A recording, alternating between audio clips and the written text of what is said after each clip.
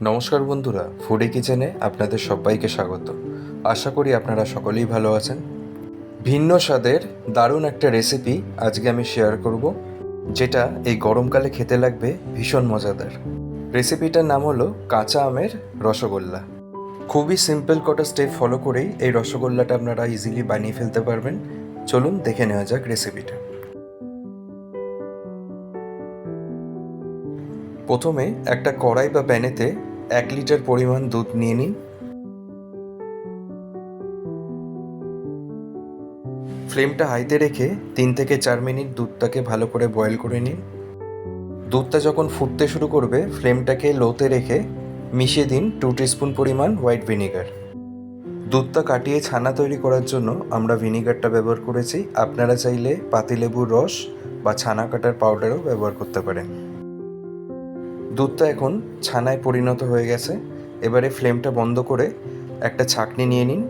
তার উপরে একটা সুতির কাপড় বিছিয়ে ছানাটা ছেঁকে নিন।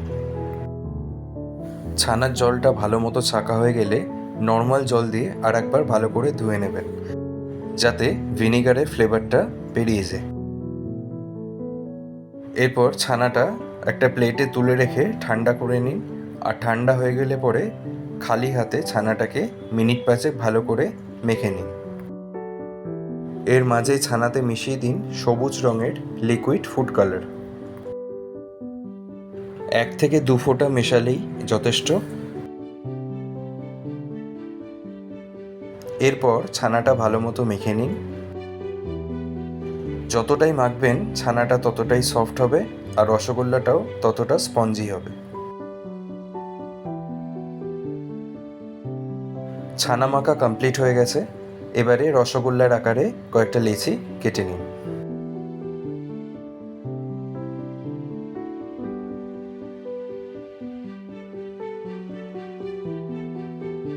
লেচি কাটা হয়ে গেলে খালি হাতে ভালো মতো লেচিগুলোকে পাক দিয়ে দিন।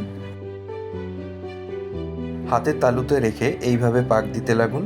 একটা জিনিস শুধু খেয়াল রাখবেন, যাতে কোনো রকম ক্র্যাক না থাকে। ক্র্যাক থাকলে রসগোল্লাগুলো সেদ্ধ করার সময় ফেটে যাবে। আর তাছাড়াও যদি ছানা মাখাটা পারফেক্টলি মাখা হয়, তাহলে ক্র্যাক থাকার সম্ভাবনা থাকবে না। এইভাবে পাক দিয়ে দিয়ে রসগোল্লার বলগুলো তৈরি করে ফেলুন। আর তৈরি করা হয়ে গেলে একটা কড়াইতে নিয়ে নিন 1 কাপ পরিমাণ চিনি আর 2 কাপ পরিমাণ জল।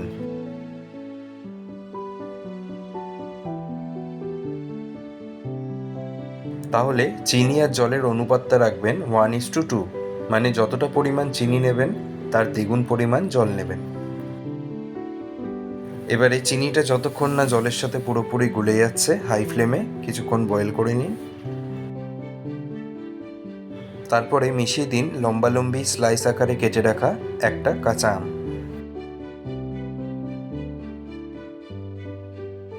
এবারে চিনি মিশ্রিত জলের সাথে কাঁচা আমটা মিডিয়াম ফ্লেমে কিছুক্ষণ বয়েল করে নিন। এর ফলে রসগোল্লার রসে কাঁচা আমের একটা সুন্দর ফ্লেভার চলে আসবে।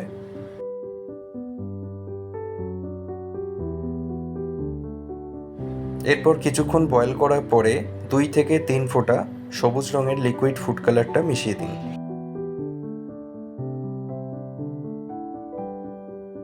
ফুড কালারটা দেবার পর ভালো মতো মিক্স করে ফেলুন। এবারে বানিয়ে রাখা রসগোল্লার বলগুলো এক এক করে দিয়ে দিন। ছানার বলগুলো দেওয়ার সময় ফ্লেমটাকে একদম লোতে রাখবেন।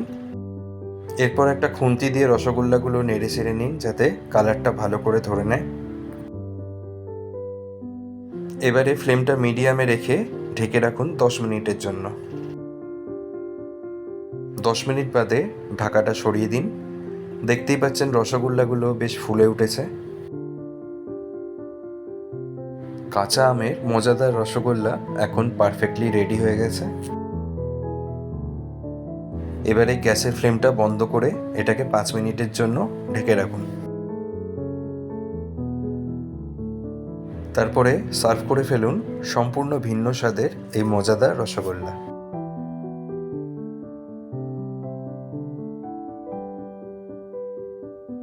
কাঁচা আম দিয়ে তৈরি এই রসগোল্লার রেসিপি আপনাদের কেমন লাগলো সেটা কমেন্ট বক্সে কমেন্ট করে অবশ্যই জানাবেন। রেসিপিটা ভালো লাগলে একটা লাইক আর কমেন্ট করে ভিডিওটাকে অবশ্যই শেয়ার করে দেবেন। আর আমাদের এই চ্যানেলে নতুন হয়ে থাকলে চ্যানেলটাকে কিন্তু অবশ্যই সাবস্ক্রাইব করবেন। তো বন্ধুরা, আজকে এই পর্যন্তই। আবার আপনাদের সাথে দেখা হবে পরবর্তী ভিডিওতে নতুন আর একটা রেসিপির সাথে। ভালো থাকবেন আর সুস্থ থাকবেন।